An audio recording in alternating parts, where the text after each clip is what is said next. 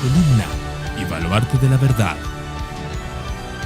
edificando con sana doctrina a la Iglesia de Cristo.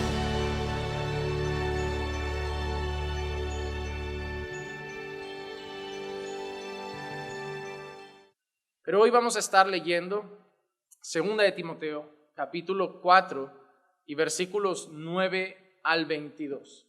El texto es amplio, pero es que es una despedida. Y ya saben ustedes, los que han leído más cartas de Pablo, que normalmente Pablo le dedica varios versículos a sus despedidas, a los nombres que cita. Y vamos a leer esta despedida de Pablo. 2 de Timoteo, capítulo 4, versículo 9 al 22, dice así: Procura venir pronto a verme, o venir a verme pronto, pues Demas me ha abandonado, habiendo amado este mundo presente, y se ha ido a Tesalónica. Crescente se fue a Galacia, y Tito a Dalmacia. Solo Lucas está conmigo. Toma a Marcos y tráelo contigo, porque me es útil para el ministerio. Pero a Tíquico lo envié a Éfeso. Cuando vengas, trae la capa que dejé en Troas con Carpo y los libros, especialmente los pergaminos. Alejandro el calderero me hizo mucho daño. El Señor le retribuirá conforme a sus hechos. Tú también cuídate de él, pues se opone vigorosamente a nuestra enseñanza. En mi primera defensa, nadie estuvo a mi lado, sino que todos me abandonaron. Que no se les tenga en cuenta.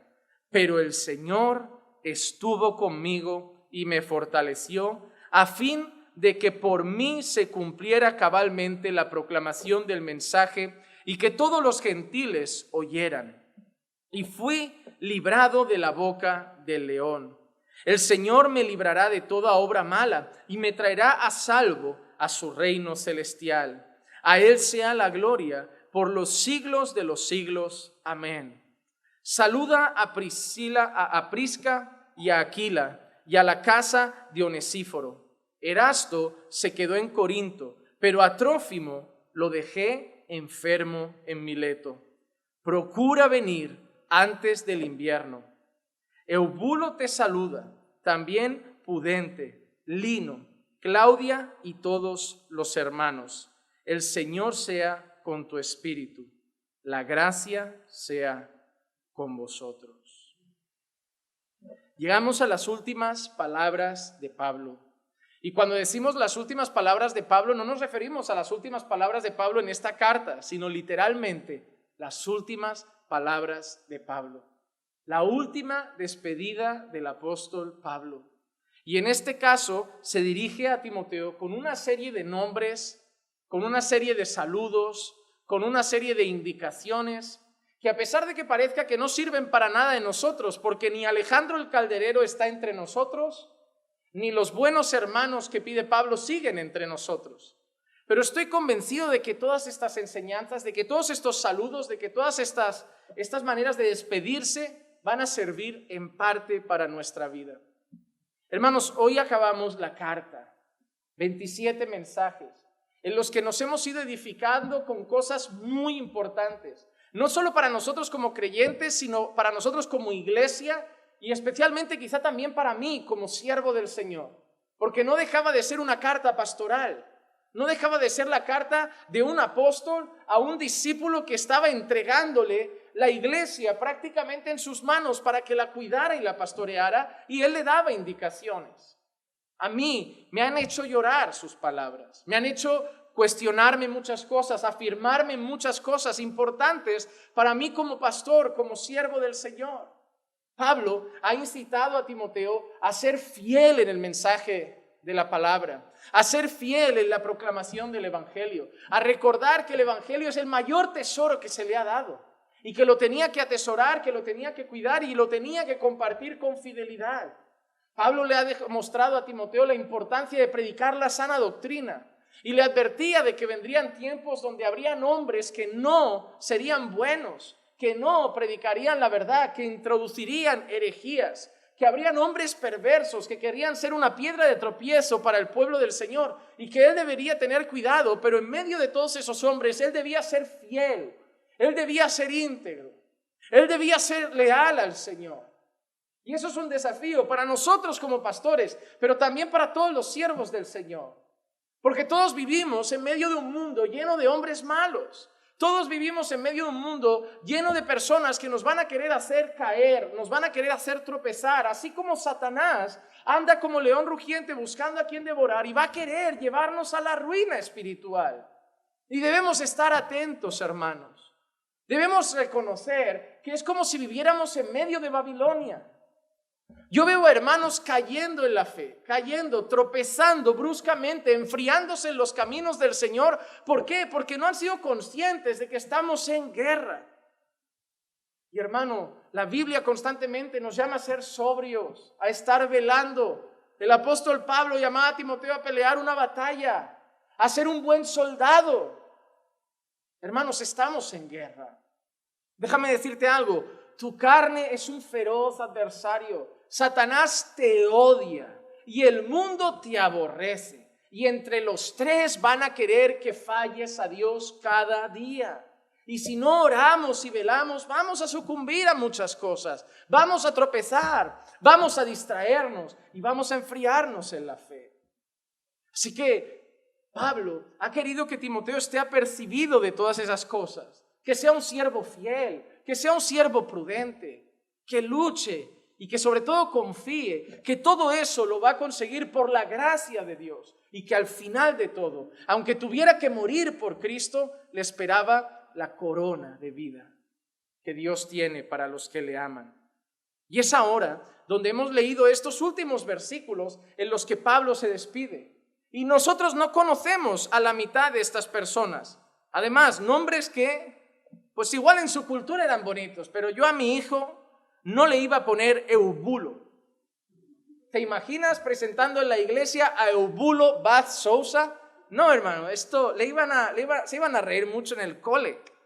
Yo estaba viendo eso a Trófimo Bath Sousa. No lo veo claro. No lo veo claro. Aquila Bath Sousa. Es que Aquila me suena a nombre de mascota.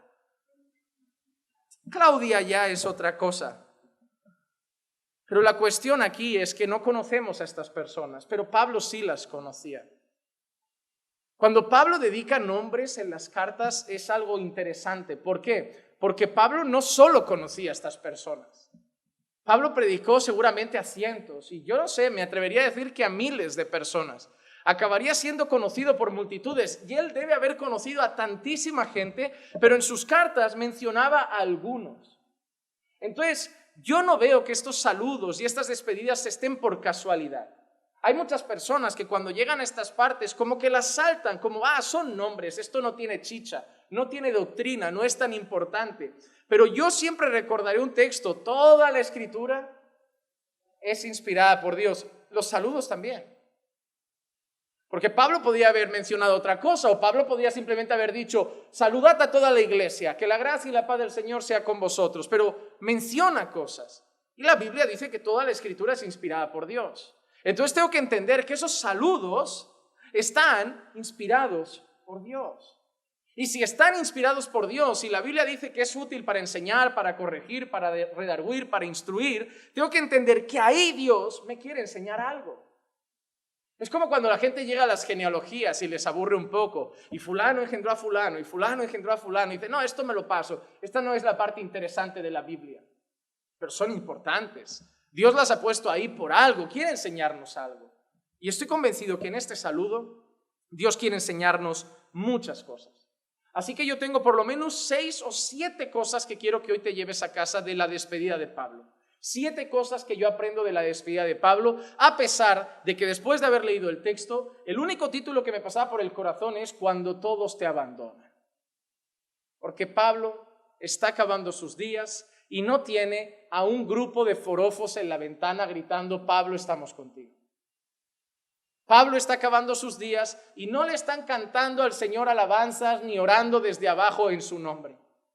Pablo está acabando sus días y no tiene una multitud haciendo fila para despedirse de Pablo. Pablo está prácticamente solo.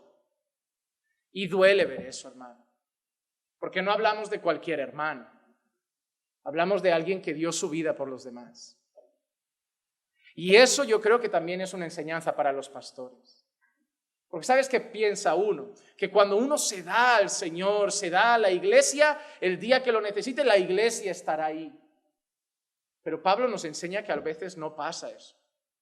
Que a veces te das al Señor, te das a las personas, y las personas cuando tú las necesitas no aparecen. A mí hay gente que me dice, yo he sido así, pero a la hora que yo lo necesité nadie vino. Y hay gente que hasta deja iglesias por eso. Porque cuando me hizo falta nadie me buscó, porque me sentí poco amado. Hermano, si alguien podía haber dicho, dejo la iglesia porque me he sentido poco amado cuando lo necesité, fue Pablo. Pero hermano, hoy veremos que Pablo, a pesar de estar solo, lo que le dice a Timoteo es que no se les tenga en cuenta. Qué amor de Pablo por la iglesia. Porque el amor que debemos tener por la iglesia es un amor incondicional, no un amor de yo os visito en el hospital, pero ojo, cuando yo esté enfermo tenéis que estar, porque si no me marcho y digo que en esta iglesia falta amor. ¿Cuánta gente no usa esa frase? En esta iglesia falta amor. Entonces tú nunca amaste desinteresadamente porque te vas, porque no recibes el amor que tú querías recibir. Entonces todo lo que tenías era interés y cuando no recibiste lo que tú esperabas te vas. Pero recordemos siempre que más bienaventurado es dar que recibir. Y eso Pablo nos lo enseña. Él lo dio todo y no llega al final quejándose como, vaya grupo por el cual trabajé. Si lo llego a saber, me dedico a otra cosa. Si lo llego a saber, me quedo haciendo tiendas, me monto una familia. Él no se queja. Eso es amor. Porque el amor nunca te echa en cara lo que hace por ti. El amor nunca te echa en cara. Es como un padre que ama no le echa en cara al hijo que se esfuerza por él. Eres su padre, se da por hecho que te vas a esforzar por él porque lo amas. ¿Cómo le puedes echar en cara a un hijo que lo das todo por él? Es que de ti no se espera menos. No podemos echar en cara lo que debe salir de nosotros naturalmente. Yo no puedo decirle a la iglesia, yo me esfuerzo por vosotros. Es lo que se espera de un pastor. No puedes echar en cara lo que debe dar una persona. Y Pablo no echa en cara que los ama, porque es lo que se espera de un siervo del Señor, que ame al pueblo de Dios, independientemente de lo que reciba. Por eso hoy vamos a aprender varias cosas, hermano. Yo creo que a pesar de que no es para nosotros esta despedida, no nos menciona a nosotros, son cosas que podemos aplicar a nuestra vida. Creo que posiblemente la carta de hoy es la más práctica. El texto de hoy es el que tiene solamente aplicaciones para tu vida y para la mía. Yo he separado los textos, no voy a seguir un orden, voy a seguir los puntos que quiero destacar. En primer lugar, el último deseo de Pablo. El último deseo de Pablo es algo que veo muy claro y que a mí me enseña algo. Versículo 9 y 21. El versículo 9, Pablo dice, procura venir a verme pronto. Y el versículo 21 tiene un énfasis añadido.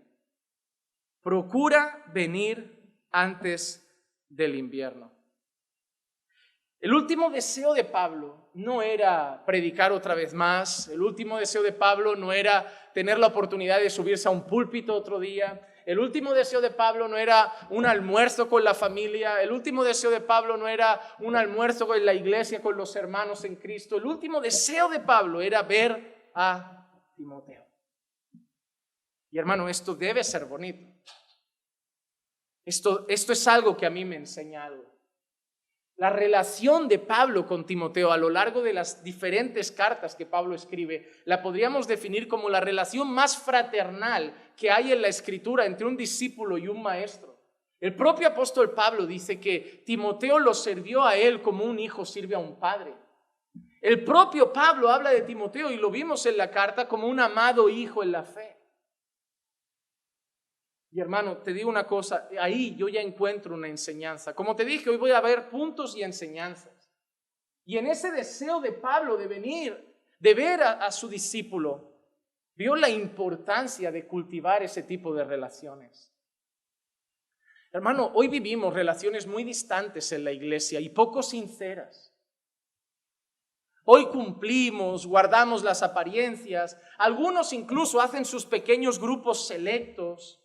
Aborrezco a uno, amo a este y quedaré siempre con este y lo publicaré para que el otro vea que con él no quedo y le quede claro que él no es de mi grupo y que con él no me llevo bien y que a él no lo trago.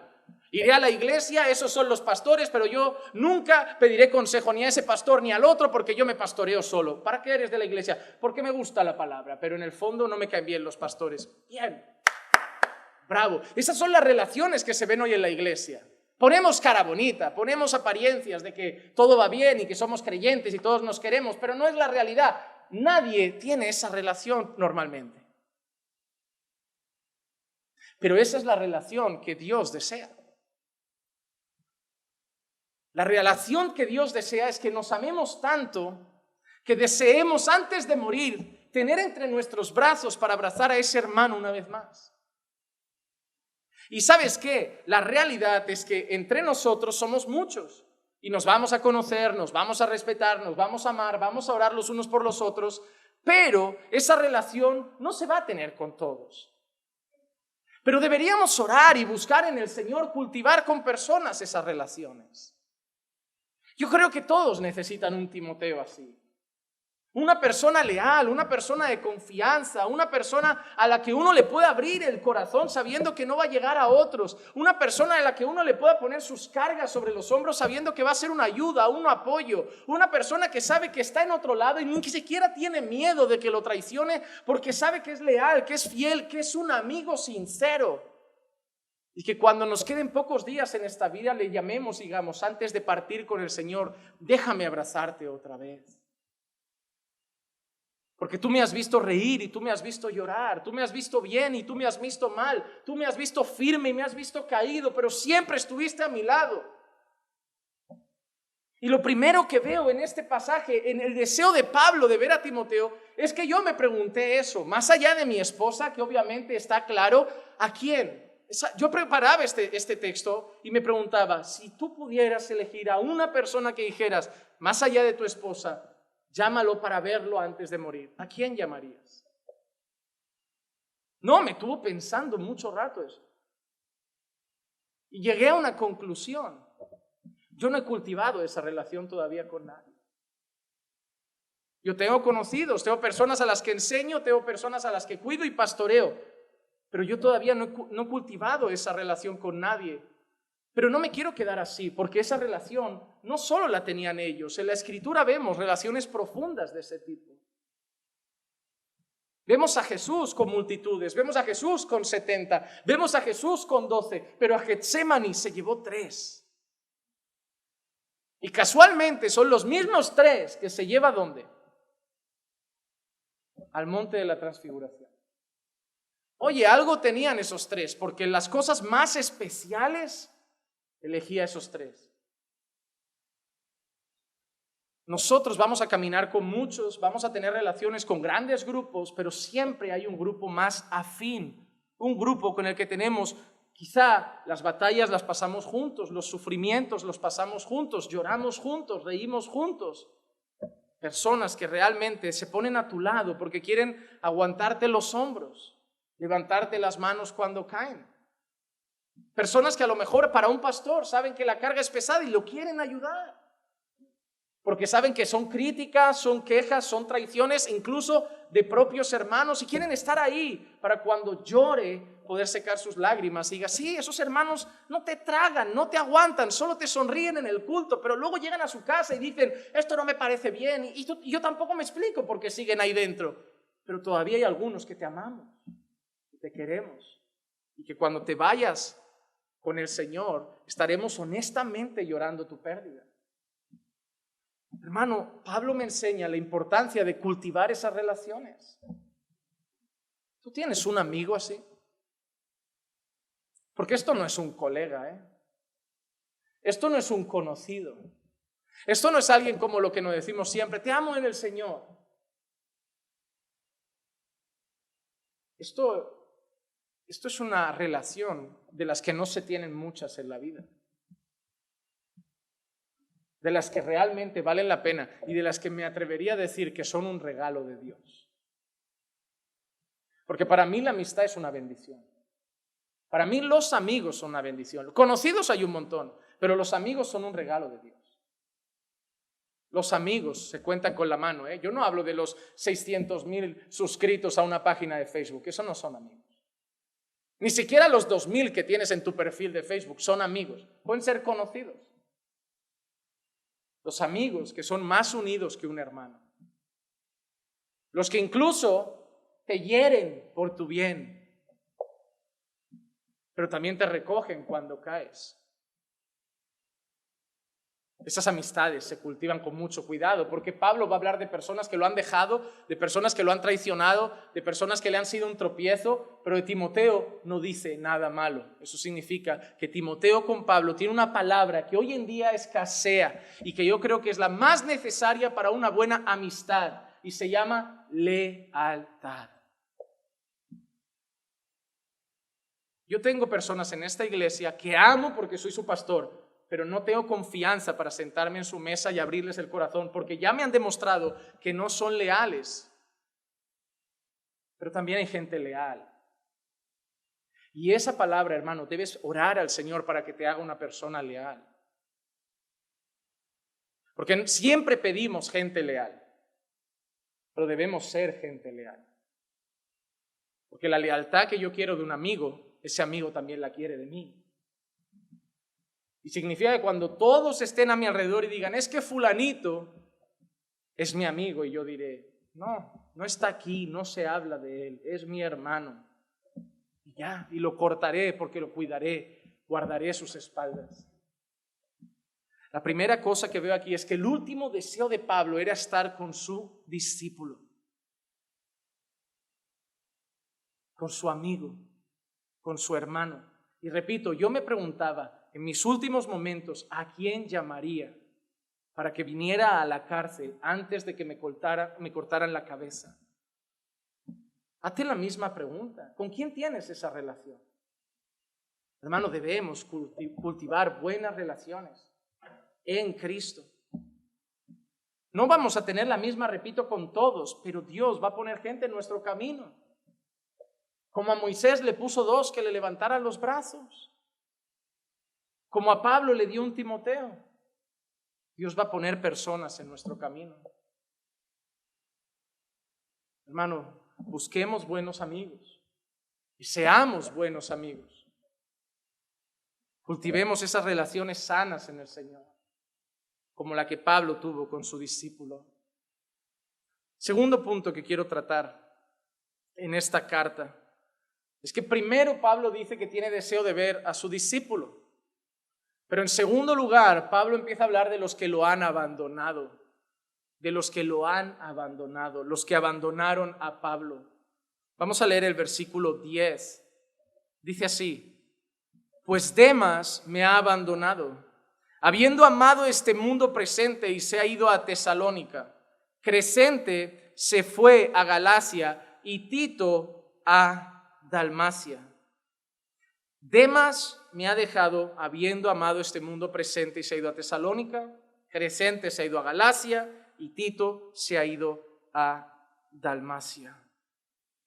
Hermanos, es curioso esto, porque justo después de decir que quiere ver a Timoteo, que quiere estar con Timoteo, que quiere abrazar a Timoteo, Pablo dice que aparte de Timoteo había un grupo de hermanos que le han dado la espalda. Demas, por un lado, que muestra que ha amado este mundo presente, es del único que Pablo dice el motivo. Los otros 2, no es que Pablo esté diciendo algo malo, pueden haber vuelto con sus familias, pueden haber vuelto a sus trabajos, pueden haber tenido miedo por ver a Pablo en prisión y haber corrido a otras ciudades, pero Demas no es ese caso. Demas ha dejado a Pablo y lo ha cambiado por el mundo. Ha dejado a Pablo porque ha amado este mundo presente. Como digo, los otros puede ser que vieran que la misión de Pablo acabó y dijo, ya no tenemos nada que hacer. Pablo está en prisión, vamos a volver a casa, vamos a volver a nuestra ciudad, vamos a volver a nuestros trabajos, aquí acabó todo. Pero el caso de Demas, Pablo especifica y dice que Demas lo dejó amando este mundo presente. La pregunta es, ¿quién es Demas? 2 referencias de Demas Colosenses capítulo 4 y versículo 14. Dice, Lucas, el médico amado, os envía saludos, y también Demas. Así que Demas es alguien que ha caminado con Pablo, porque en la despedida, en la carta a los colosenses, Demas aparece despidiéndose. Demas aparece mandando un saludo a la iglesia. Así que era alguien que caminó con Pablo, incluso que Pablo lo llama colaborador. Filemón, capítulo 1, versículo 23 y 24, el único que hay, dice así: te saluda Epafras, mi compañero de prisión en Cristo Jesús, también Marcos, Aristarco, Demas y Lucas, mis colaboradores, mis colaboradores. Así que Demas fue una persona que colaboró con Pablo en el ministerio, una persona que caminó con Pablo, una persona que viajó con Pablo, una persona que probablemente vio a Pablo ser usado por Dios con cosas gloriosas como la sanidad de enfermos. Vio a Pablo predicar el evangelio, vio a los gentiles ser alcanzados. Sin embargo, cuando la cosa se puso difícil, Demas dejó a Pablo, pero no para volver con la iglesia, no para volver con el pueblo de Dios, no para volver a casa. Demas se fue al mundo. Y no solo se marchó al mundo como un tropiezo, sino que Pablo dice literalmente, amando este mundo presente. Demas deja a Pablo porque al final su corazón se inclina por el mundo. Y esto es una advertencia muy severa. En primer lugar, que es muy posible que en los peores momentos de nuestra vida las personas nos dejen solos. Hermano, no pongas tus expectativas en la gente, no pongas tus expectativas en la iglesia. Hay muchas personas que llegan a la iglesia con la imagen de la iglesia que sueñan, la iglesia perfecta, la iglesia que debería ser, y se le olvida que la iglesia está formada por pecadores y que nos va a decepcionar en muchas ocasiones. Quita de tu cabeza la iglesia de utopía que te formas a veces es que la iglesia debe ser así porque la palabra dice. Sí, también la palabra dice cómo es un creyente, y tú caes o no caes. ¿Tú pecas o no pecas? La palabra también dice cómo debe ser el hablar de un creyente. ¿Es exactamente tu hablar o a veces pecas con las palabras? Dice cómo debe ser su mente, cómo debe ser su corazón, cómo debe ser su andar, cómo debe ser su vida. Pero luchas, ¿verdad? Pues también dice cómo debe ser la iglesia, pero la iglesia tiene batallas, la iglesia tiene tropiezos. Si no, no existiría ese texto que dice soportaos los unos a los otros. Así que, hermano, lo peor que se puede hacer cuando uno entra en la iglesia es poner todas sus expectativas en la iglesia de ellos me van a amar, ellos me van a cuidar, ellos no van a dejar que me pase nunca nada, que me falte nunca nada. Cuando el mundo se me caiga a pedazos, ellos siempre estarán ahí, picarán a la puerta, me llamarán, me escribirán. La iglesia siempre estará, siempre estará, siempre estará. Porque cuando pones esa expectativa en la iglesia y llega el día malo y no está la iglesia, te acabas yendo culpando a la iglesia. Pero la Biblia dice que cuando llega el día malo, en quien debemos estar firmes es en el Señor, no en la iglesia. Que debemos de vestirnos con toda la armadura de Dios para estar firmes cuando llegue el día malo. Que nuestra confianza no debe estar en la iglesia, ni en los hombres, ni en la fortaleza de los hombres, sino que nuestra confianza debe estar en Dios. Y si la iglesia está, gloria a Dios, pero si la iglesia no está, Dios está. Y seguiré amando a mis hermanos, aparezcan o no aparezcan, porque si aparecen me alegraré, y si no aparecen, el que debe sacarme del hoyo sigue ahí, y es el Señor. Esto me enseña que aunque hayas amado a la iglesia, servido a la iglesia, cuidado a la iglesia, en un momento difícil puede ser que no esté la iglesia. No hablamos de mundanos, hablamos de hermanos como por ejemplo los que él ha mencionado que se fueron a Dalmacia y a Galacia, Crescente y Tito. No dice nada malo de ellos, simplemente que se marcharon y él ahora está solo. Bueno, como dirá ahora, hay alguien con él, solo Lucas, pero lo han dejado la mayoría de personas, pero no murmuran, no se quejan. Tenemos esa mala costumbre de quejarnos cuando alguien no cumple nuestras expectativas. Yo esperaba más de la iglesia, yo esperaba más de los hermanos, yo esperaba más del pastor, pero nunca somos humildes para preguntarnos, ¿yo doy lo que esperarán de mí? Siempre nos preguntamos y nos quejamos de lo que no nos dan, pero nunca nos exigimos lo que no damos. Porque en el fondo todos seguimos luchando con el egoísmo que traemos desde Adán. Llegamos a un mundo que ahora es cristocéntrico, con una cultura ombligocéntrica. Y debemos empezar a arrancarla de lleno, hermanos. Yo no voy a preguntar si me llaman o no me llaman, voy a preguntar si yo llamo.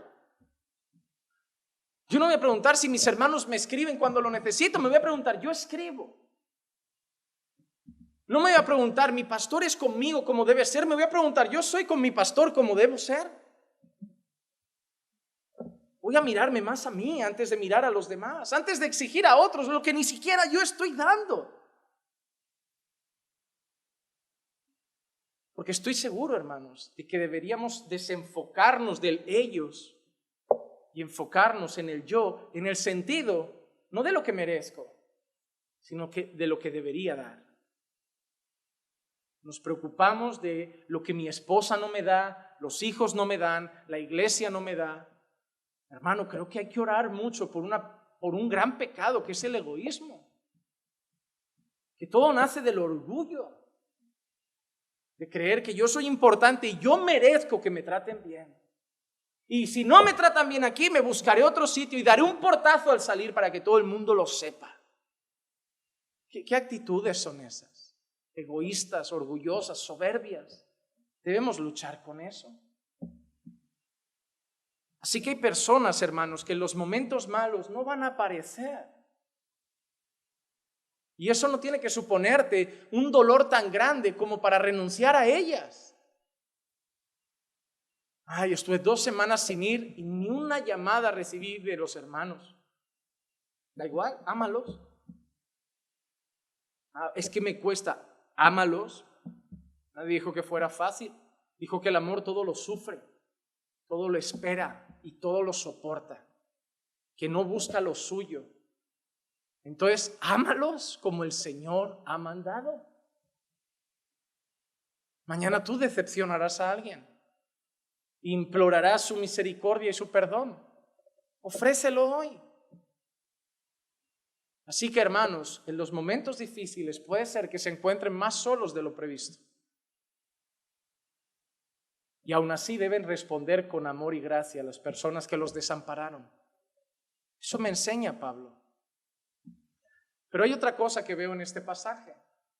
Es quizá una de las noticias más tristes de mi vida y es el hecho de que Demas lo abandonó amando este mundo presente. Y es que el caso de Demas es un caso aparte, porque el caso de Demas me enseña que se puede estar en la obra, caminar en la obra, incluso participar en la obra y no haber nacido de nuevo, porque acaba volviendo al mundo. Y no solo vuelve en un tropiezo, sino que dice que vuelve amando el mundo presente. Demas es probablemente uno de aquellos que la Biblia dice que dirán Señor, Señor. Un hipócrita en medio del pueblo. Uno de aquellos que, como dice Hebreos, y leeremos, degustaron de las cosas de Dios, fueron iluminados por el Espíritu. Vivieron cosas espirituales, degustaron cosas espirituales, estuvieron en medio de cosas espirituales, pero al final negaron la fe. Porque estar aquí no significa ser de Dios. Y Demas es ese caso. Se puede estar en el púlpito predicando y no ser creyente, hermano. Es triste decir eso. Pero un hombre que a mí me bendijo mucho, con un montón de vídeos. Yo no sé si han oído hablar de Rabbi Zacarías, pero cuando yo estudiaba apologética era un referente de cómo razonar en cuanto a la fe, y probablemente muchos han visto vídeos, estudios, tenía hasta un ministerio con su nombre. Rabbi Zacarías muere y sale el boom. Denuncia de acoso sexual. Pero antes de juzgarlo, yo silencio, mientras todo el mundo hacía vídeos. Porque siempre cuando alguien muere, alguna cosa mala se dice. Y su ministerio fue justo y dijo, vamos a investigar el caso. Y para mi sorpresa, que yo pensaba y oraba prácticamente en el Señor, que se hiciera justicia y se limpiara el nombre de su siervo, lo que su ministerio descubre es que no fue un caso, sino que fueron varios y en varios años. Y un hombre que ayudó a la fe de muchos, probablemente no había nacido de nuevo. Por eso, hay que tener mucho cuidado, hermanos. En esta iglesia predicó un pastor norteamericano que empezó una misión en un pueblecito aquí de Cataluña y que ahora mismo ha apostatado de la fe, ha abandonado a su esposa y se ha vuelto al mundo. Y tuvimos que quitar su vídeo de las redes. Predicó en esta iglesia. En esta iglesia predicó un pastor de los Estados Unidos que luego su mujer lo dejó, lo acusó de varias cosas y luego voy y me entero que esa no era la primera, sino que era ya su segunda mujer. Y tuvimos que quitar sus vídeos. No te estoy hablando de personas que estaban sentadas y se fueron al mundo. Te estoy hablando de pastores, misioneros. Y hay muchos casos de ese tipo. Porque estar aquí no significa estar en Cristo, hermano. No significa estar en Cristo. Nuestra mayor pregunta no es si estamos en la iglesia, nuestra mayor pregunta es si hemos nacido de nuevo. Porque si hemos nacido de nuevo, tendremos un nuevo corazón, nuevos deseos. Y el Espíritu Santo habiéndonos sellado para amar las cosas que Dios ama y aborrecer las cosas que Dios aborrece. Pero Demas dejó a Pablo amando más este mundo, amando más este mundo. Así que Pablo se siente solo, lo han dejado compañeros del ministerio que han vuelto posiblemente a sus ciudades y otro lo ha dejado volviéndose al mundo, con amor hacia el mundo, apostatando de la fe. Pero en medio de todo, alguien sí se ha quedado con Pablo. Pablo no está totalmente solo. Ese es el tercer punto, los que se quedaron con Pablo. Versículo 11. Solo Lucas está conmigo. Toma a Marcos y tráelo contigo porque me es útil para el ministerio. Quiero decir dos cosas importantes. En primer lugar, solo Lucas está conmigo. Hay algo hermoso en esta historia. A Pablo lo han desamparado, pero no está totalmente solo. Y estoy convencido en el fondo, hermano, que cuando tú has servido al Señor, te has entregado al Señor, ya has amado a las almas, quizá muchos te dejarán, pero no creo que Dios te desampare completamente. Puede ser, hermanos, que yo sirva en esta iglesia y el día que lo necesite no me llame ni la mitad, pero estoy convencido de que uno llamará. Porque nada de lo que hacemos para el Señor es en vano. Y al final cosechamos de lo que sembramos. Y si hemos sembrado amor, hemos sembrado celo por las almas, cuidado por las almas, cosecharemos también. El problema son aquellos que quieren cosechar sin haber sembrado, que exigen amor y no lo dieron.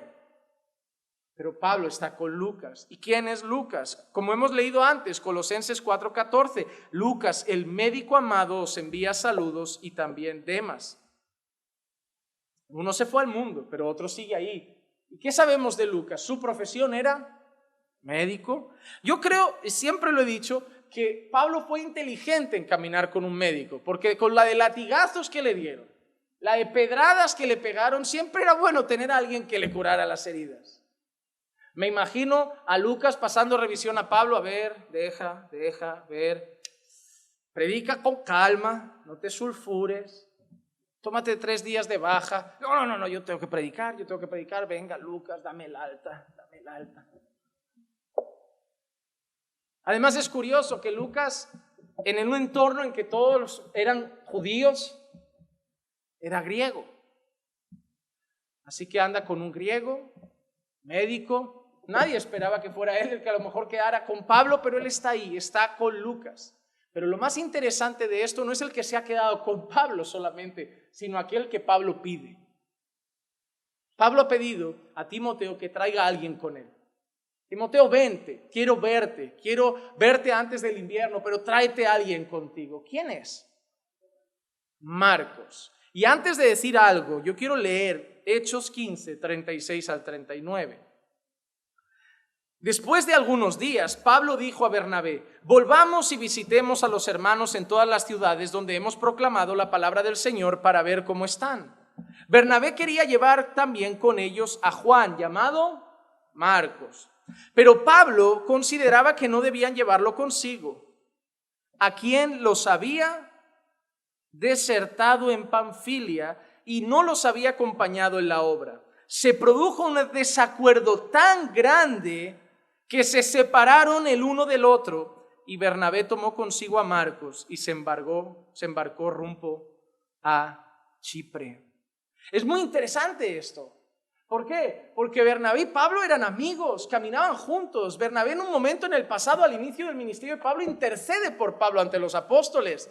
Pero parece que la amistad no, pero que se rompiera, pero el camino se divide por una persona. ¿Quién divide a Bernabé y Pablo? ¿Marcos o el orgullo de Pablo? Vamos a decir que fue Marcos, por no llamar a nuestro Pablo querido orgulloso, pero Marcos divide a Bernabé y Pablo. Bernabé le dice: Pablo, vamos a llevarnos al chaval, vamos a llevarnos a Marcos con nosotros. Cuanto más en la obra, mejor, porque necesitamos brazos, hombros, bocas para predicar, para servir, para difundir. Solos no podemos, mejor 4 que 2 o que 3. Y Pablo se planta firme y dice: Marcos nos dejó tirados. Marcos nos dejó tirados. Y seguro que Pablo a lo mejor piensa: y quien la hace una, lo hace otra. Nos dejó en Panfilia. Estábamos sirviendo al Señor y dijimos: Marcos, vámonos. Y en Panfilia nos dejó tirados. Nos dejó ahí. Y no había nadie más. Y tuvimos que repartirnos el trabajo entre menos porque Marquitos se quedó atrás. Porque no tenía ganas de trabajar, o porque le dio miedo, o porque no se vio preparado, o porque se asustó, o porque temió. Pero lo único que sé es que Marcos nos dejó. Y entonces yo no quiero a Marcos. Pero Pablo, que la gente cambia. Pablo, dale otra oportunidad al chaval. Pablo, que no me voy con Marcos. Yo lo entiendo. Lo que Pablo está haciendo no es un juego. No es cualquier cosa de vamos a dar un paseo y tú me dejas. Es la obra del Señor, requiere responsabilidad, requiere diligencia. Ahí la gente va presa, ahí la gente está huyendo, la gente es perseguida, necesita gente leal, gente firme. Yo entiendo a Pablo. La cuestión es que Pablo se planta de tal manera que al final Bernabé dice: yo al niño no lo dejo solo. Seguramente, y estoy convencido, así como Bernabé vio que Dios estaba haciendo la obra en Pablo y rogó por Pablo a los apóstoles, estoy convencido de que Bernabé vio que Dios estaba trabajando en Marcos. ¿Saben que hay algo bonito en Bernabé? Que nadie quiere ser Bernabé. Todos quieren ser Pablo, todos quieren ser Pedro, todos quieren ser Juan, nadie quiere ser Bernabé. Pero te digo una cosa, Bernabé es esencial en la obra. Porque cuando los apóstoles dudaban de Pablo, Bernabé apuesta por Pablo, ruega por Pablo, pide por Pablo, intercede por Pablo y se queda con Pablo cuando nadie quiere estar con Pablo. Y cuando Pablo brilla, Bernabé se aparta a un segundo plano y deja a Pablo brillar. Pero el que lo empujaba hacia adelante era Bernabé. Y ahora Pablo no quiere a Marcos, y Bernabé, como Pablo ya está hecho, ya puede solo, empieza a estar con Marcos. Y Bernabé hace un trabajo tan bueno que en su despedida Pablo dice: y trae a Marcos porque es útil para el ministerio. Y Bernabé, cuando uno es un siervo de Dios, no le importa desaparecer en la historia. Lo que le importa es que la obra se haga. Bernabé no estaba preocupado de sus reconocimientos. Oye, yo preparé a Pablo, yo preparé a Marcos y de mí nadie habla. Pero yo sé una cosa, cuando llegue ante Dios, Dios le dirá: buen siervo y fiel. En lo poco has sido fiel, en lo mucho te pondré. Tú no has recibido el aplauso de los hombres, pero tú preparaste a Pablo, tú acompañaste a Pablo, Tú ayudaste a madurar a Marcos y al final Pablo vio la madurez de Marcos y vio que era útil para el ministerio. Hermano, se podía hablar mucho de Bernabé porque hoy poca gente quiere hacer ese trabajo. Hay gente que no tiene un llamado para estar delante, pero es capaz de ver en otros el llamado de Dios y prepararlos para que ellos sí estén ahí y ellos contemplar desde abajo cómo Dios los usa y estar gozosos, porque el gozo no es que Dios me use a mí, el gozo es que Dios sea glorificado. Me da igual que el que salga en los carteles sea Él. Me da igual que el que sea conocido sea Él. Me da igual que el que la gente vea sea Él. Yo sé que yo he trabajado para que Él esté ahí. Y la gloria es para el Señor. Eso es mucho enseñanza, ¿eh? Eso es mucha humildad. Porque todos quieren ser. Y Bernabé solo quería preparar siervos. Y lo interesante de estos es que cuando Pablo pide a Marcos, dice que es útil para el ministerio. Antes no lo ha querido porque lo ha dejado solo, pero ahora lo quiere porque ahora es útil. Que hay una cosa que me enseña esto. Hay personas que son llamadas por Dios al ministerio, útiles para el ministerio, pero que a veces no es el tiempo. Y uno de los errores que muchas veces los pastores cometen es querer poner a trabajar a las personas cuando ya ven que algo Dios les ha dado.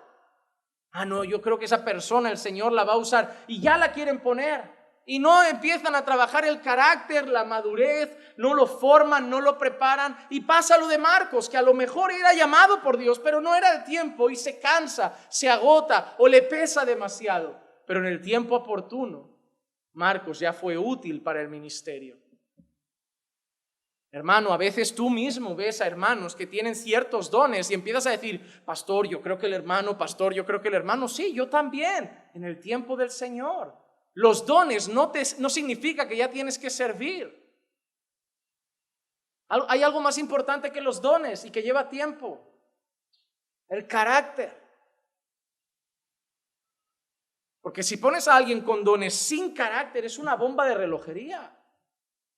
Mañana va a pecar y qué testimonio va a dar, qué ejemplo va a dar de madurez, de santidad, de piedad, de firmeza en la fe. Hay personas que tienen dones, pasa un tiempo y la gente lo ve, mira, ahora está mal en la fe, ahora está así. Imagínate si ahora estuviera en el púlpito, ¿cómo estaría? Hay que esperar que estén preparados para ya ser útiles para el ministerio. Todo tiene su tiempo. Todo tiene su tiempo. Vamos al siguiente punto. Hemos visto el último deseo de Pablo, hemos visto los que dejaron a Pablo, hemos visto los que quedan con Pablo. Punto número 4, lo he llamado las últimas pertenencias de Pablo. Versículo 13 dice así: cuando vengas, trae la capa que dejé en Troas con Carpo y los libros, especialmente los pergaminos. Como dije, esta carta no la tomaba como algo doctrinal, porque ¿qué enseño a la iglesia de esto? Que si mañana los meten presos se lleven una capa, que lleven siempre libros en la mochila. Yo, Señor, ¿qué podemos pensar ahí? ¿Qué podemos aprender? Tú has dejado ese texto inspirado por el Espíritu Santo. ¿Qué? Y realmente hay algo interesante. La capa es algo lógico. Cuando la gente era presa, normalmente le dejaban con lo básico y le quitaban todo lo demás. No te llevaban a la cárcel con todas tus pertenencias. Supongo que habéis visto algunas películas. Cuando alguien va preso, las pertenencias van a un sitio y se quedan con lo básico. Y cuando salen de prisión, toma, esto es lo que te quitamos en la entrada, tu cartera, tus llaves, un mechero, lo que sea. Pues a Pablo seguramente le quitaron la capa. ¿Y por qué quiere la capa? ¿Por qué la quiere? ¿Le ha dicho a Timoteo que lo vaya a ver antes de él? Ahí tienen la respuesta. Se acerca el invierno y Pablo quiere la capa por un simple motivo. Por el frío. Pero lo siguiente que pide Pablo es interesante. Tráeme los libros, en especial los pergaminos. Y es ahí donde a mí me rompe. ¿Por qué? Porque Pablo va a morir. ¿Y quién en su sano juicio, en sus últimos momentos, tiene ganas de leer? Si hoy hay que insistir a la gente para que lea. Hoy tenemos que insistir a la gente, no, lee, escudriña. Pablo iba a morir y lo último que quería hacer en sus últimos momentos era leer la palabra de Dios. Y eso me enseña que no la leía para predicarla, porque no iba a dar más sermones. No la leía para dar un estudio, no la leía para dar una enseñanza, no la leía para ir a evangelizar. La leía porque se deleitaba en escuchar la voz de Dios en su palabra. Y él decía, tráeme los libros, especialmente los pergaminos. Eso eran las sagradas escrituras. Así iban dando vueltas en aquel entonces. Tráemelo, Timoteo. Déjame morir habiendo leído por última vez las palabras del Señor, las promesas del Señor. Déjame los pergaminos, déjame los libros. Déjame morir leyendo, el Señor es mi pastor y nada me faltará. Déjame morir leyendo el Salmo 91. Déjame morir leyendo las promesas de Isaías que me hicieron contemplar a mi Señor Jesucristo. Va a morir y no quiere ver la tele. No está preocupado en la última cena. No está preocupado en salir y darse una vuelta por el pueblo. Quiere leer la palabra del Señor. Quiere degustar sus promesas. Me gusta esta cita de Spurgeon. Spurgeon predicó. Miren, Spurgeon predicó un sermón solo para cada versículo de los que estamos leyendo hoy. Un sermón para cada versículo. Y de este versículo, que el sermón es excelente, no sé ni cómo lo hace. Este hombre tenía un don que solo él tiene. Pero saqué este extracto. Spurgeon dice así, lo voy a leer. Pablo ha sido inspirado, pero quiere libros. Ha estado predicando por 30 años por lo menos, pero quiere libros. Ha visto al Señor, pero quiere libros. Ha tenido más experiencias que ningún otro hombre, pero quiere libros. Ha sido arrebatado al tercer cielo y ha escuchado palabras inefables que al hombre no se le permite expresar, pero quiere libros. Ha escrito la mayor parte del Nuevo Testamento, pero quiere libros porque quiere seguir escuchando la voz de su Señor. ¡Wow! Hermano, ¿cuánto lees la palabra? ¿Cuánto tiempo dedicas a la lectura de la Biblia? ¿Deseas como un bebé recién nacido la leche pura de la palabra? ¿Llenas tus días del consejo de Dios? ¿Es la Biblia tu mayor consejera y guía para tu vida? ¿Es realmente la Biblia luz para tu camino?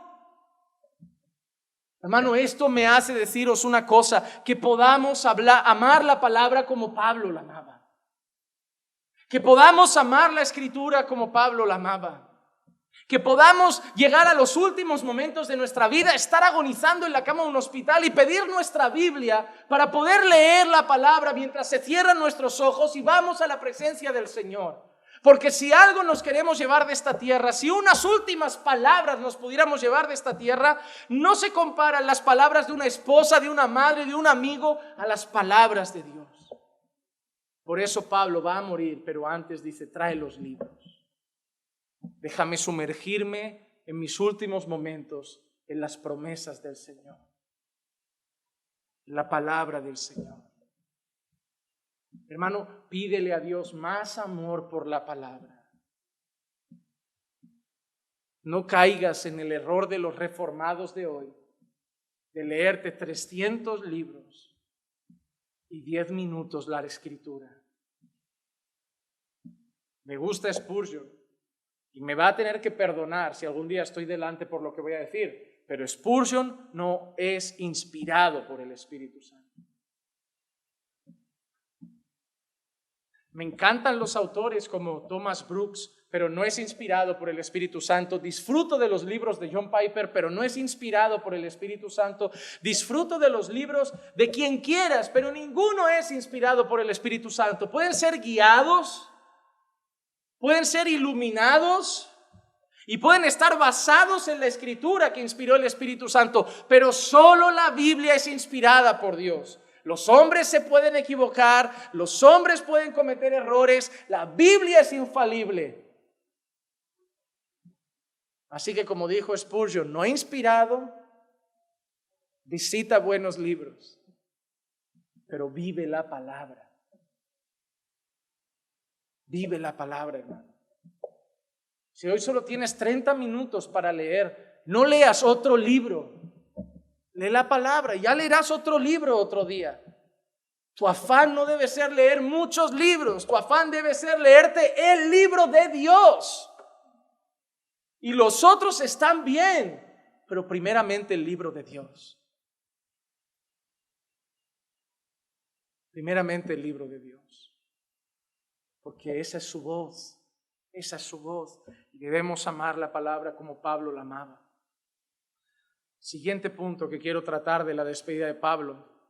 Hemos visto el deseo de Pablo, hemos visto los que dejaron a Pablo, hemos visto quién se quedó con Pablo, hemos visto las últimas pertenencias de Pablo.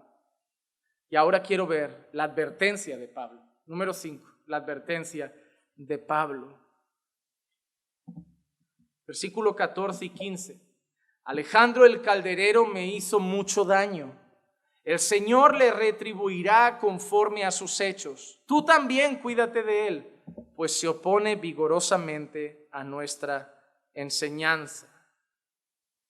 Ahora Pablo habla de otro hombre. Ya no es Demas que se fue amando este mundo, ya no son los que se han ido a otra ciudad, ya no es Lucas que está con él, ahora es Alejandro. Y para dar un detalle y que no se pueda equivocar, habla de la profesión de Alejandro. ¿Qué es? ¿Qué puede ser eso? ¿Qué hace qué? ¿Zapatos? Muy bien. O bien hacía calderos, o normalmente ese término se utilizaba muchas veces para gente que trabajaba el metal en general. Pero ya sabemos de qué Pablo habla, de qué Alejandro habla, porque en 1 Timoteo 1:20 Pablo dice, entre los cuales están Himeneo y Alejandro, a quienes he entregado a Satanás para que aprendan a no blasfemar. Así que Pablo dice que Alejandro le ha hecho mucho daño. ¿Cómo creen ustedes que pueden haber hecho mucho daño a Pablo? Porque de este fragmento me ha hecho mucho daño, se ha especulado mucho, porque la realidad es que Pablo no lo especifica. Algunos dicen, yo voy a dar 3 pensamientos que dan los autores, pero no me decanto por ninguno, porque Pablo no lo especifica. El más común es el hecho de que Alejandro haya sido una piedra de tropiezo en la iglesia. Enseñaba herejías. No aceptaba la doctrina, confundía al pueblo, como dice Pablo, dice para que aprendan a no blasfemar. Se oponían a la enseñanza, como le dice a Timoteo, ven que le dice y cuídate de él, porque se opone con fuerza a nuestra enseñanza. Y puede ser que Alejandro se acercara muchas veces al pueblo de Dios para decir, oye, yo no estoy de acuerdo con Pablo, esto no está bien, yo no creo eso, y por eso le causara daño a Pablo. Que Alejandro fuera una piedra de tropiezo en la obra, una piedra de tropiezo en la enseñanza. Así que hay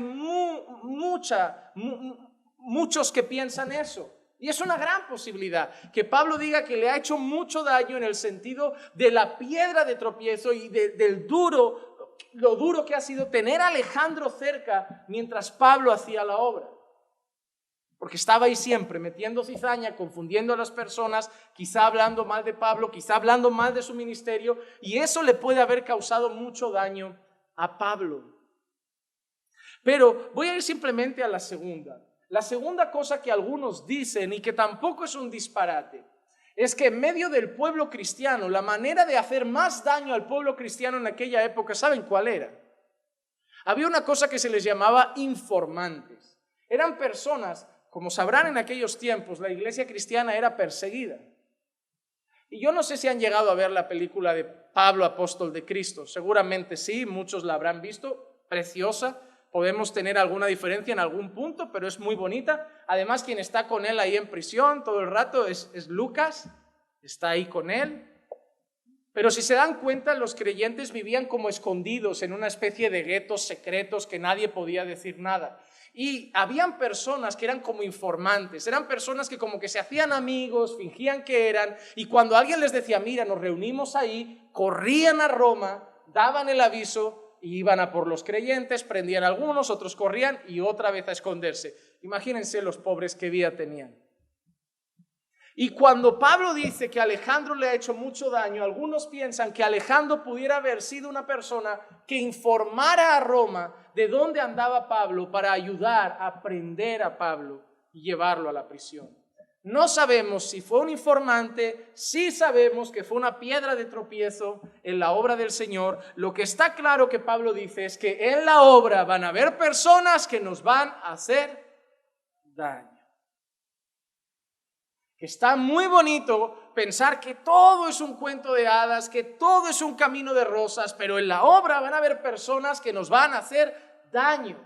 Y no digo daño de, ay pastor, le fallé, lo siento. No. Les digo daño de querer hacer daño, de quedar con uno y difamar, de quedar con uno y hablar mal, de querer romper tu testimonio, de querer romper tu reputación que has intentado cuidar viviendo en integridad, de ponerte como mal siervo. Eso es lo que le hacía gente a Pablo. Cuestionar su ministerio. ¿Sabían que hay un capítulo de la Escritura en la que Pablo defiende su apostolado porque hay gente que lo cuestionaba? Hermano, no es cómodo tener que presentarte ante las personas para defender tu ministerio que te ha dado el Señor, porque algunos lo están cuestionando y confundiendo a las personas. Pero hay una cosa que es real, hay una guerra espiritual. Y hoy mismo estaba en mi clase con Miguel Núñez, viendo la última clase del seminario que estoy dando, Guerra Espiritual, y la clase que hoy daba Miguel Núñez se titulaba El liderazgo es la línea de fuego de la guerra espiritual, y mostraba cómo el objetivo número uno de Satanás normalmente es el liderazgo de la iglesia, porque sabe que lastimando al liderazgo afecta a la iglesia. Si un hermano ahora se va de la iglesia y deja de venir a la congregación, es muy probable que un grupo, los que más lo conozcan, lo sientan, pero la iglesia va a seguir y va a crecer. Pero posiblemente si Satanás de alguna manera tumba a un pastor, va a zarandear toda la congregación. Porque si mañana un hermano no viene al culto, la gente irá, a lo mejor el domingo ni se dan cuenta que no vino. Pero cuando el domingo llegue la gente, se sienta ahí, y vean, ¿no está Marcos? ¿Y Juanma dónde está? Y llamen a Marcos, no, yo iba al segundo grupo. Y llamen a Juanma y de golpe apagado, miren sus redes, las ha cerrado, algo pasó. Ese culto va a ser muy raro, porque heriré al pastor y las ovejas se dispersarán. Eso es lo que pasó con Jesucristo, pero es una enseñanza que aplica a nosotros. Por eso las personas que sirven al Señor deben cuidarse tanto, porque sus caídas afectan a mucha gente y se rendirá cuentas por eso. Tenemos que cuidar nuestro testimonio, no solo por nosotros, sino por el bien de la congregación.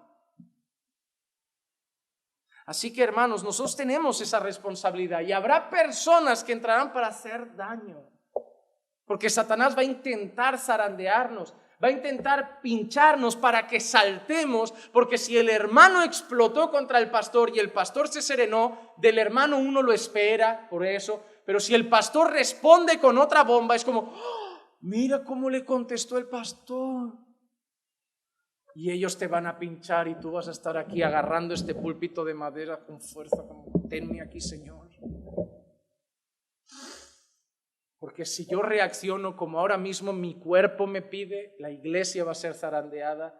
Así que, Señor, orgullo para adentro, lengua mordida, sonrisa en el rostro y hacer lo que Pablo hace. Se lo entrega al Señor. Porque esto es lo que me enseña Pablo. Pablo ve que hay un enemigo y advierte a Timoteo. Mira lo que le dice a Timoteo. Tú también cuídate de él. El problema de Alejandro no era Pablo. El problema de Alejandro era el evangelio. Por eso le dice, tú también cuídate de él, porque se opone vigorosamente a nuestra enseñanza. Pero mira qué ha dicho Pablo. Me ha hecho mucho daño, pero el Señor le retribuirá conforme a sus... Hay una cosa clara. Romanos 12:19 dice, amados, nunca os venguéis vosotros mismos, sino dad lugar a la ira de Dios, porque escrito está, mía es la venganza, yo pagaré, dice el Señor. Dice el Señor. Así que Pablo ha sido golpeado por Alejandro, herido por Alejandro, lastimado por Alejandro, pero deja a Alejandro en las manos de Dios. Pablo tenía que servir al Señor, no tiene que tener tiempo para defenderse, para combatir, para luchar, para demostrar a todos que él tiene la razón. Déjalo que hable, déjalo que haga, déjalo que critique, déjalo en las manos del Señor. El Señor ya le retribuirá. Tú céntrate en seguir firme, íntegro, y al final las personas verán quién era quién. ¿Quién era quién? Así que a unos lo han dejado, otros ha ido al mundo, otro le ha hecho daño. Vaya historia, ¿eh? Vaya historia. Pero Pablo nos enseña una cosa más además de esto, que a pesar de todo esto, parece que le pesa porque deja a alguien atrás y lo deja enfermo. Lo deja enfermo. En estos 15 minutos me quedan 3 puntos, así que calculando los 5 minutos por punto. Oren ahí para que lo consiga. Versículo 20, Pablo dice, Erasto se quedó en Corinto, pero a Trófimo lo dejé enfermo en Mileto. Y yo otra vez me pregunto, Señor, pero vale, está muy bien, pero ¿por qué añadir que a Trófimo lo deja enfermo en Mileto? ¿Qué podemos sacar de ahí? ¿Qué enseñanza podemos extraer? ¿Qué aplicación podemos traer a nuestra vida? En primer lugar, estamos hablando de Pablo, y yo querría leer Hechos 14, 8 al 10. Y había en Listra un hombre que estaba sentado, imposibilitado de los pies, cojo desde el seno de su madre y que nunca había andado. Este escuchaba hablar a Pablo, el cual, fijando la mirada en él y viendo que tenía fe para ser sanado, dijo con fuerte voz, levántate derecho de tus pies, y él dio un salto y anduvo. Un hombre enfermo y cojo, ¿desde cuándo? Pablo lo ve y dice que al verlo supo que tenía, movido por el Espíritu Santo. Eso no lo detecta una persona a simple vista si no es por Dios. Y al verlo y le dijo, no, pues levántate. Y el hombre se levantó. Pero Pablo sanó a más personas. ¿Sí o no? Sí. ¿Echó fuera demonios? Sí. Incluso, si no me equivoco, un joven resucitó. Pablo vio la resurrección de muertos. Pablo vio personas sanadas. Pablo vio personas endemoniadas siendo libres. Pero Pablo deja a un hermano, ¿cómo? Enfermo. Y eso me gusta. ¿Por qué? Porque Pablo no era un sanador. Como muchas iglesias hoy enseñan que la sanidad es algo que la iglesia tiene que estar sí o sí. Que los creyentes no se pueden enfermar. Porque hay iglesias que piensan que la enfermedad parece que es una maldición, y lo es, porque la enfermedad vino fruto del pecado. Si no hubiera llegado el pecado, no hubiera llegado la muerte, no hubiera llegado la enfermedad. El mundo cayó bajo maldición y por eso seremos libres de la enfermedad. ¿Cuándo? En la gloria eterna. Pero en este mundo hay enfermedad. Pero muchas personas enseñan que los creyentes no enferman, porque toman ese versículo fuera de contexto de por sus llagas fuimos curados. Y cuando estás enfermo va el hombre a orar por ti. No, eres sanado porque por sus llagas fuimos curados, porque por sus llagas, y lo empiezan a declarar como un mantra que trae sanidad a las personas. Y ojo, que no sea una enfermedad grave, porque si no las personas de esas iglesias son capaces de murmurar y decir, algo habrá hecho, algo habrá hecho, porque el creyente no enferma, porque el Señor nos ha dado poder para sanidad, para echar fuera demonios, para echar fuera enfermedades, para pisar en serpientes y que nos piquen escorpiones y que no muramos y lo entienden todo como les da la gana. El día que más me asombré yo es el día que en una campaña de sanidad, el pastor de la campaña de sanidad usaba gafas. Claro, porque la sanidad queda muy bonita con el cáncer, el SIDA, con un paralítico, pero la miopía no la curas, hijo mío. Estás curando el SIDA, estás curando el cáncer y no curas la hipermetropía. Quítate esos 2 grados y ya puedes ver sin gafas. Es absurdo, no tiene ningún sentido. La cuestión es que Pablo no tenía poderes mágicos. La cuestión es que la sanidad depende de una sola persona. ¿De quién, hermanos? De Dios. Pablo no era el que curaba, era Dios quien curaba a través de Pablo. Pablo no resucita muertos, Dios lo hacía a través de Pablo, pero Dios lo hacía cuando quería. ¿Por qué? Porque a este hombre Pablo lo deja ¿cómo? ¿No tenía fe? Sí. ¿Era creyente? Sí. Era un hermano, ¿y quién no quiere ver sano a un hermano? pero lo deja. Oye, ¿y a quién era su hijo en la fe? ¿A quién le está escribiendo esta carta? Y a Timoteo no le dijo Pablo en una ocasión: toma un poquito de vino por tus problemas de estómago. Pablo, cúralo, hombre, cúralo. Tanto amor, tanto hijo en la fe, cúralo. Pero él reconoce que tiene un problema en el estómago. Pablo no era un sanador, no era un curandero, no era un chamán que iba sanando a la gente. Pablo era un siervo del Señor y cuando Dios quería, Dios curaba. Y esto nos tiene que enseñar esto, que se puede ser cristiano y estar enfermo, y que eso no significa que Dios no te ame, que Dios no te escuche, que Dios no te cuide. Significa que Dios a veces es glorificado en la salud y Dios también puede ser glorificado en la enfermedad. Que tenemos que ver la enfermedad como Job vio sus problemas. ¿Aceptaremos el bien de Dios y no aceptaremos el mal? Dios es soberano. Y en la salud le cantaremos y en la enfermedad también. Pero seremos fieles a Dios en todo. Sexto punto, he cumplido con el primero, vamos al segundo. 4 minutos, peor todavía. El amor y la paciencia de Pablo. El amor y la paciencia de Pablo. Versículo 16. En mi primera defensa nadie estuvo a mi lado, sino que todos me abandonaron. Pero me gusta esta parte, que no se les tenga en cuenta. Nosotros, ¿cuánto tiempo vamos a tener en cuenta las cosas que nos han hecho? ¿Hasta qué año vamos a seguir teniendo en cuenta las traiciones? ¿Hasta qué año vamos a seguir teniendo en cuenta las hipocresías, las faltas de respeto, las heridas que nos han causado? Porque Pablo lo dejaron solo y él no les hizo nada malo, solo los amó. Y en el momento de su necesidad, de su primera defensa, miró a la derecha, no tengo amigos, miró a la izquierda, no tengo amigos, miró atrás, no hay hermanos. Pablo podía haber dicho como aquellos discípulos: Señor, ¿quieres que pidamos que caiga fuego y los consuma? Pero Pablo dijo: que no se les tenga en cuenta. Qué ejemplo, ¿verdad? Porque Pablo no fue cualquier persona, como digo. Mira lo que dice Gálatas 4:19. Hijos míos, por quienes de nuevo sufro, ¿qué? Dolores de parto. ¿Para qué? Hasta ver a Cristo formado en nosotros. Si tú te crees que el camino a hacer discípulos es un camino fácil, que todos van a ser un remanso de paz, todo abracitos, todo besitos, todo bonito, y que no voy a hacer discípulos con esta chica, con este hermano, con este, y siempre me van a estar agradecidos. No, a veces te contestarán mal, a veces te dejarán tirado, a veces hablarán mal de ti y a veces por los que oraste te traicionarán. Pero Pablo lo sabía: por quienes sufro dolores de parto. No era fácil, era difícil, pero tengo una meta en la vida: sufriré hasta que vea a Cristo formado en vosotros.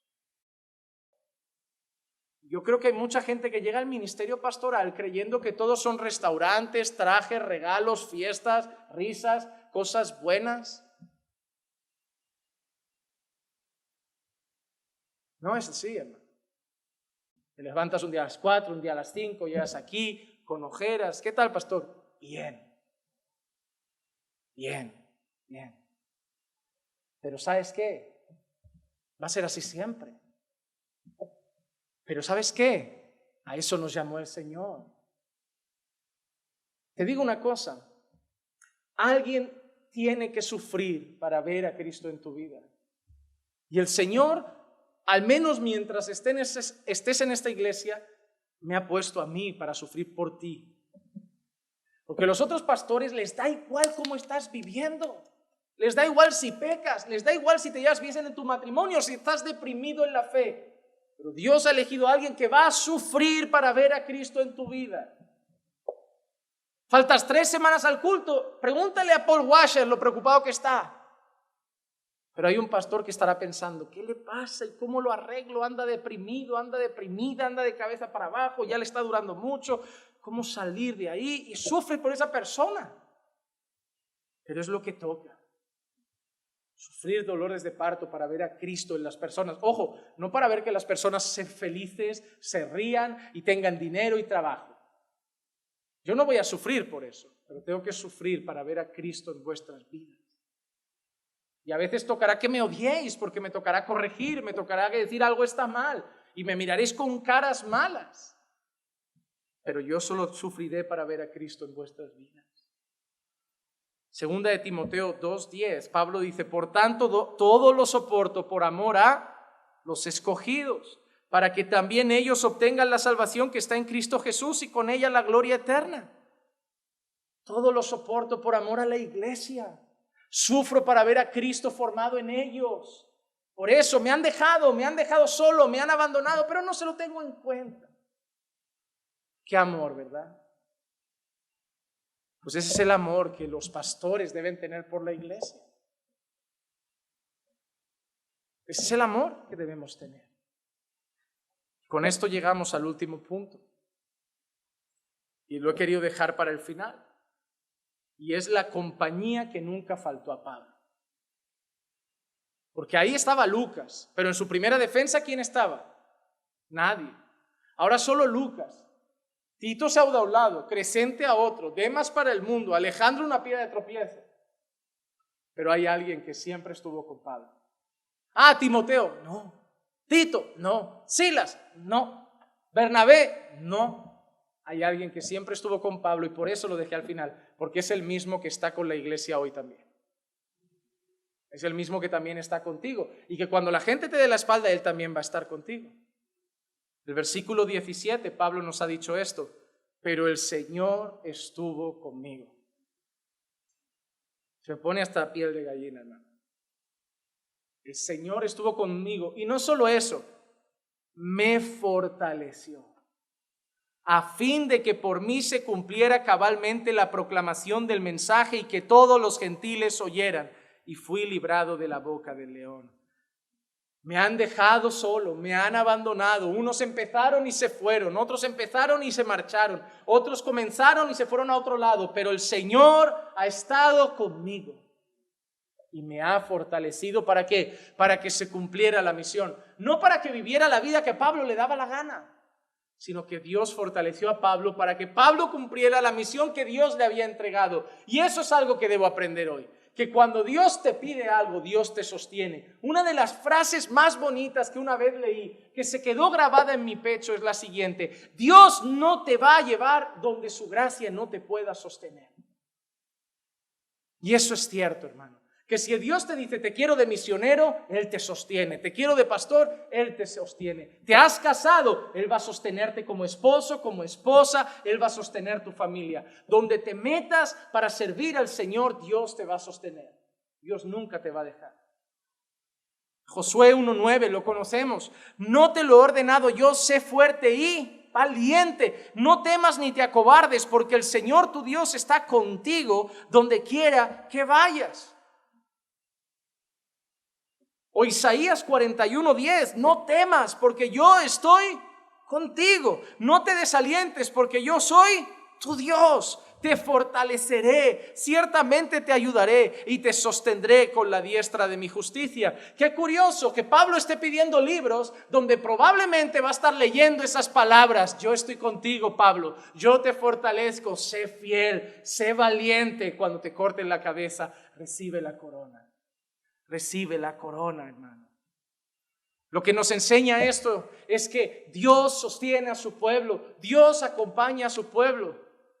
Dios estuvo con Moisés, Dios estuvo con Josué, Dios estuvo con Moisés cuando libertó al pueblo de Egipto, Dios estuvo con Josué cuando conquistó las naciones, Dios estuvo con David cuando venció a Goliat, Dios estuvo con Abraham cuando salió de su tierra, Dios estuvo con Pablo en cada uno de sus viajes y Dios estuvo con su Hijo Jesucristo hasta el final, menos cuando cargó nuestros pecados, porque ahí lo desamparó. Pero ¿sabes por qué lo desamparó? Para que ahora tú que has creído en Él, Él esté contigo por lo que hizo su Hijo. Y Dios no está contigo hoy y mañana se va, porque eso es lo que le pasó a Pablo con la gente. Dios estará contigo siempre. Y lo más hermoso es que la misión no acaba en Pablo. Pablo le da el testigo a Timoteo, le ha entregado la misión a Timoteo, pero Timoteo está vivo, hermanos, o está muerto. ¿Quién sigue ahora la misión? Nosotros. Id por todo el mundo, predicad el evangelio, haced discípulos de todas las naciones, bautizándolos en el nombre del Padre, del Hijo y del Espíritu Santo. Y la misma promesa que tenía Pablo la tenemos con nosotros. Yo estaré con vosotros todos los días hasta el fin. Hermano, lo que me ha enseñado esta carta es que nuestro deber es solo ser fieles, porque la fuerza la pone el Señor. El Señor nunca nos ha pedido ser fuertes, porque Él se glorifica en los débiles. El Señor nunca nos ha pedido ser los más sabios, porque la sabiduría viene de Él.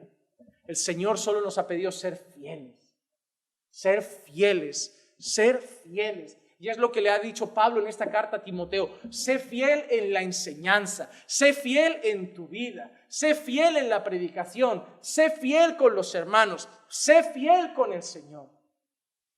Sé fiel porque Dios estará contigo.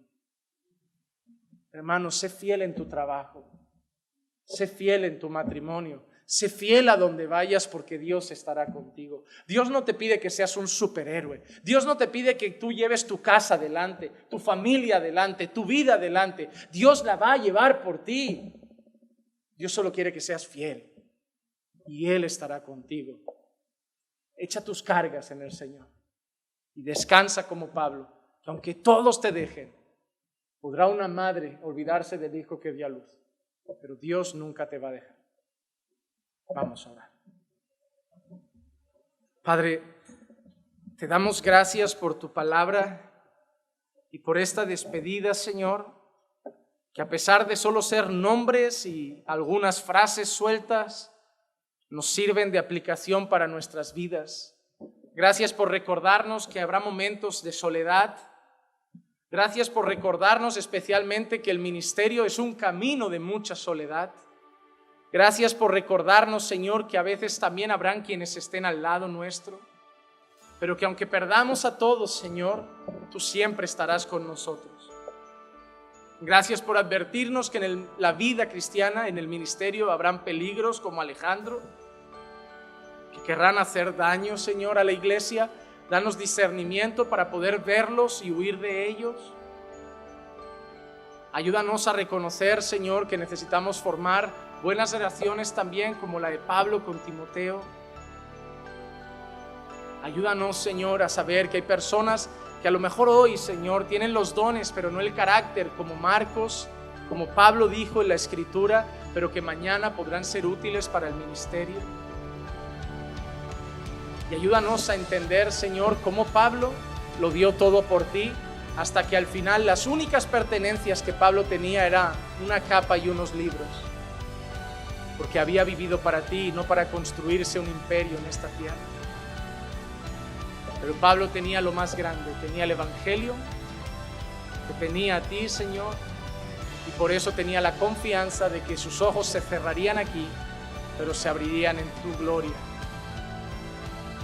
Que nosotros vivamos con esa misma certeza, que todo lo que hemos aprendido en esta carta hable a nuestra vida y lo podamos poner por obra. Te lo pido en el nombre de Jesús. Amén, amén y amén.